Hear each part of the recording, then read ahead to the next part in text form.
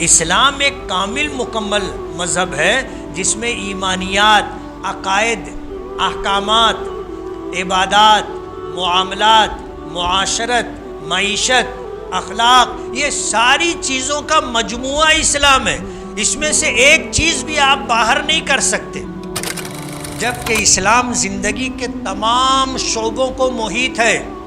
ہمارا کوئی عمل اسلام سے باہر نہیں ہے۔ ہمیں اجازت نہیں ہے کہ ہم اپنی مرضی سے جو چاہیں وہ کر لیں۔ ہم کو کھانے کا، پینے کا، چلنے کا، سونے کا، اٹھنے بیٹھنے کا، پیشاب پخانہ کرنے کا، حتیٰ کہ میاں بیوی کے ملنے کا طریقہ بھی ہمیں شریعت نے بتایا ہے۔ پوری دنیا میں اسلام اور پوری دنیا میں اسلام کو ماننے والے لوگ جن کو مسلمان کہتے ہیں، انہی کے پاس دین اسلام کامل و مکمل مذہب ہے جس کی حفاظت کی ذمہ داری اللہ پاک نے لی۔ بدقسمتی ہے ہماری کہ ہمارے پاس اتنی بڑی عظیم نعمت ہے لیکن ہمیں اس کی قدر نہیں ہے۔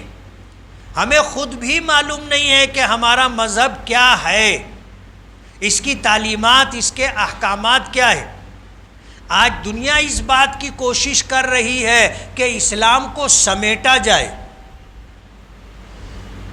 اسلام کو سمیٹ کر کے ایک دائرے میں محدود کر دیا جائے، اور مسلمانوں کو یہ سمجھانے کی کوشش کی جا رہی ہے کہ دھرم صرف عبادت کا نام ہے، جبکہ اسلام صرف عبادت نہیں، اسلام ایک کامل مکمل مذہب ہے جس میں ایمانیات، عقائد، احکامات، عبادات، معاملات، معاشرت، معیشت، اخلاق، یہ ساری چیزوں کا مجموعہ اسلام ہے۔ اس میں سے ایک چیز بھی آپ باہر نہیں کر سکتے۔ ایک بچے کی پیدائش سے پہلے سے لے کر کے اس کے مرنے کے بعد تک کے احکامات موجود ہیں۔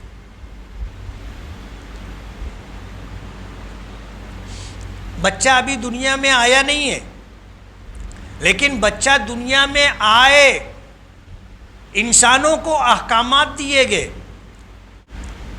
آج ہمیں نہیں معلوم اسلام کیا ہے، اسلامی تعلیمات کیا ہے، جبکہ اسلام زندگی کے تمام شعبوں کو محیط ہے۔ ہمارا کوئی عمل اسلام سے باہر نہیں ہے۔ ہمیں اجازت نہیں ہے کہ ہم اپنی مرضی سے جو چاہیں وہ کر لیں۔ ہم کو کھانے کا، پینے کا، چلنے کا، سونے کا، اٹھنے بیٹھنے کا، پیشاب پخانہ کرنے کا، حتیٰ کہ میاں بیوی کے ملنے کا طریقہ بھی ہمیں شریعت نے بتایا ہے۔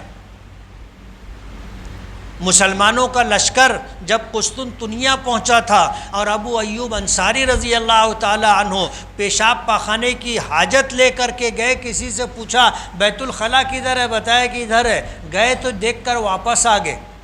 بتانے والے نے پوچھا کہ واپس کیوں آ گئے اپنی ضرورت پوری کیے بغیر؟ کہنے لگے کہ اس میں بھانڈا جو ہے وہ قبلہ رخ ہے۔ تو بولے کیا ہوا قبلہ رخ ہے تو؟ کہا کہ ہمارے نبی نے منع کیا ہے کہ جب پیشاب پخانہ کرنا ہے تو نہ قبلے کی طرف تمہارا منہ ہونا چاہیے، نہ قبلے کی طرف تمہاری پیٹھ ہونی چاہیے، ہم کو منع کیا گیا۔ تو کہا کہ تمہارا مذہب ایسا کیسا ہے؟ تو ابو ایوب انصاری نے جواب دیا کہ ہمارے مذہب نے ہم کو پیشاب پخانہ کرنے کا طریقہ بھی بتایا ہے۔ کھڑے ہو کر کے پیشاب مت کرو، کھڑے ہو کر کے کھانا مت کھاؤ، راستے میں پیشاب پخانہ مت کرو، راستے میں تھوکو مت، گندگی مت پھیلاؤ۔ کون سے مذہب نے کس کو سکھایا؟ صرف اسلام نے سکھایا۔ لیکن ہمیں اس کی قدر و قیمت نہیں ہے۔ ہمیں اسلام کیا ہے، اسلامی احکامات کیا ہے، اور ان احکامات پر عمل کرنے کی وجہ سے دنیا اور آخرت میں کیا اثرات مرتب ہوں گے، ہمیں اس پر بھروسہ نہیں ہے، معلوم بھی نہیں ہے، اور ہم اس پر بھروسہ بھی نہیں کرتے۔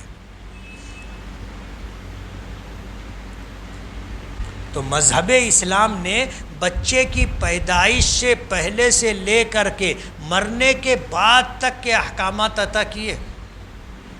ہم آزاد نہیں ہیں، من مانی زندگی نہیں گزار سکتے.